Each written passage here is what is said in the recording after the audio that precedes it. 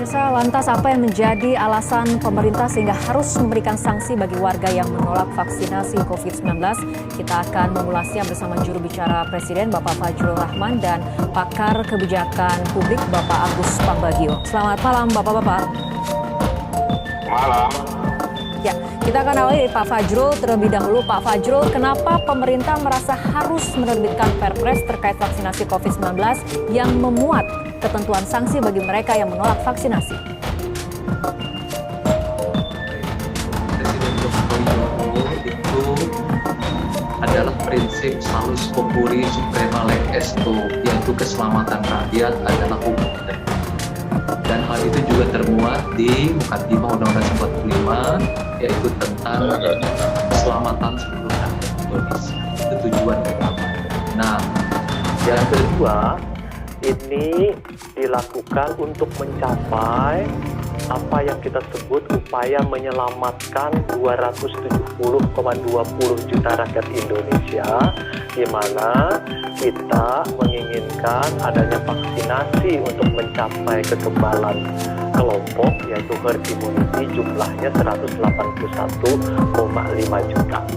Nah, di dalam prinsip hak asasi manusia, kami sudah mendiskusikan juga dengan sentra HAM, diantaranya dengan Ibu Profesor Harkristuti, ada peluang untuk hal-hal yang bisa dalam keadaan kedaruratan itu bisa dilakukan semacam derogasi atau pengecualian. Nah, ini salah satu yang bisa dilakukan karena hak untuk hidup pada orang lain, pada kita adalah hak untuk hidup juga pada orang lain.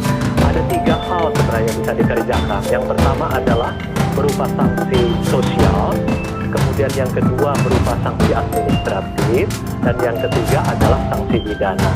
Nah, di dalam Perpres ini memuat sanksi administratif, dan di 13B-nya memang memuat sanksi pidana.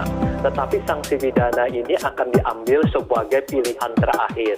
Jadi pilihan moderat yang diambil adalah sanksi sosial, yaitu dengan memberikan penundaan dan penghentian pemberian jaminan sosial, penundaan atau penghentian layanan administrasi pemerintahan, dan yang ketiga adalah denda. Baik, jadi pemerintah mengambil posisi moderat sebenarnya. Baik, sebelum kita membahas lebih mendalam mengenai sanksi ini sendiri, tapi epidemiolog mengatakan prinsip dasar vaksinasi adalah sukarela. Ya betul, ada ini memang perdebatan di dalam hak asasi manusia. Ada yang di dalam pengertian diwajibkan, mandatori, nah kepada masyarakat. Ada juga dalam posisi dengan semi-mandatori. Semi-mandatori itu seperti ini. Misalnya, kalau orang memiliki kartu kesehatan atau kartu vaksin, dia misalnya tidak bisa masuk mall, atau tidak bisa ke perguruan tinggi, atau tidak bisa ke penerbangan, atau kemudian misalnya dia tidak bisa umroh atau naik haji. Itu semi-mandatori. Tapi artinya pemerintah tidak memaksakan, tetapi lingkungan sosial, administrasi, kemudian memastikan bahwa mereka tidak akan bisa kemana-mana. Dan ini kan sudah terjadi sebenarnya. Kalau kita umroh dan naik haji, bukannya kita harus mendapatkan vaksin meningitis itu semua orang secara langsung harus mendapatkan vaksin. Nah, tetapi pemerintah sekarang mengambil sanksi administratif. Tapi sebenarnya sanksi administratif bisa dibalik juga. Ini merupakan keuntungan sosial. Kalau divaksinasi, maka akan mendapatkan semua hal-hal terkait dengan pelayanan pemerintahan maupun bantuan sosial. Oke, baik. Mengenai sanksi ini, Pak Agus, moderat ya. Ya, mengenai sanksi ini, Pak Agus, apakah tepat sanksi diterapkan bagi warga yang menolak vaksinasi COVID-19? Ini memang vaksin itu sukarela. Tapi ini harus dikaitkan dengan satu soal pandemi. Nah, lalu digunakan sanksi-sanksinya. Sanksi pidana tidak bisa dimuat di Perpres, itu harus di undang-undang dan di Perda. Nah, sekarang kita bicara soal sanksi. Sebelum kita bicara sanksi, saya mau tanya pada Pak Fajrul, ini data dari kita ini bagaimana? Bagaimana data? Karena di lingkungan saya, waktu perjuangan untuk mendapatkan bansos saja, itu data 2015. Lalu saya kerja 2 bulan dengan jajaran RT RW, bisa masuk data. Lalu yang sekarang tunai itu kembali ke 2015. Nah, saya tanya sekarang, apakah sebelum membuat peraturan ini sudah dipikirkan pelaksanaan? Bagaimana kita tahu kita vaksin kapan, akan di mana dan seperti apa? Ini kan juga belum ada, sehingga dari data yang tidak pernah jelas itu, lalu tidak ada informasi, masyarakat pasti bingung, lalu nanti dikenakan sanksi administrasi atau sanksi apapun. Nah, yang saya sangat tidak setuju soal bansos tadi, itu hak hidup orang, jangan itu diambil, bisa pakai yang lain lah. Nah, mengenai bansos ini memang salah satu yang tercantum dalam Perpres, sanksi bagi mereka yang menolak vaksinasi COVID-19 adalah penundaan atau penghentian bansos. Dan bukankah bansos itu hak rakyat? Pak Fajrul, tahan dulu jawabannya, kita akan ikuti jeda berikut terlebih dahulu.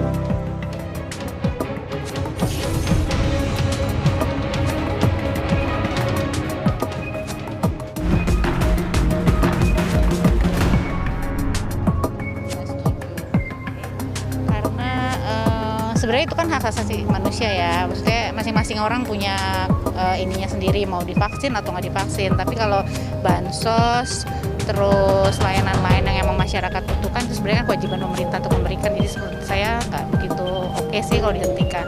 Kalau bansos sih ya benar juga tetap diberikan karena emang itu hak pemerintah. Tapi kalau ada hukuman mungkin itu memang bisa diterapkan.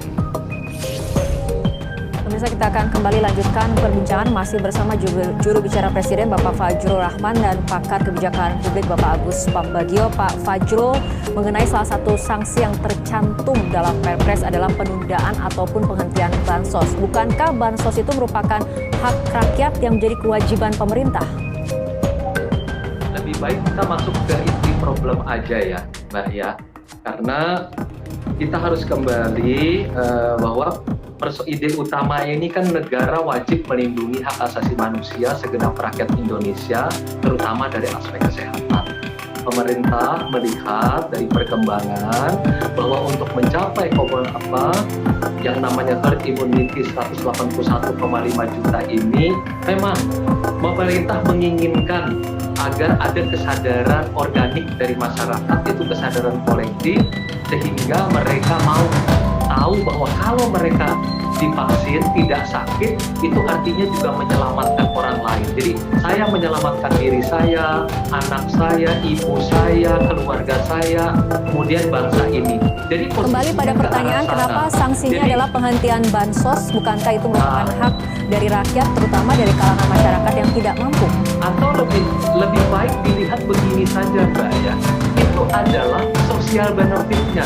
Kalau saya divaksin, maka saya akan bisa mendapatkan pelayanan sosial, termasuk salah satunya bansos dan yang lain-lain. Jadi kita ambil bukan dalam pengertian sanksinya, lebih baik dibuat secara moderat. Ini adalah keuntungan sosial apabila kita mendapatkan vaksinasi, selain mendapatkan pelayanan sosial, kita menolong diri kita dan kita juga menolong orang lain.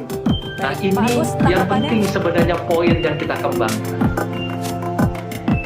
Mana? Ya, silakan tanggapannya Pak Agus.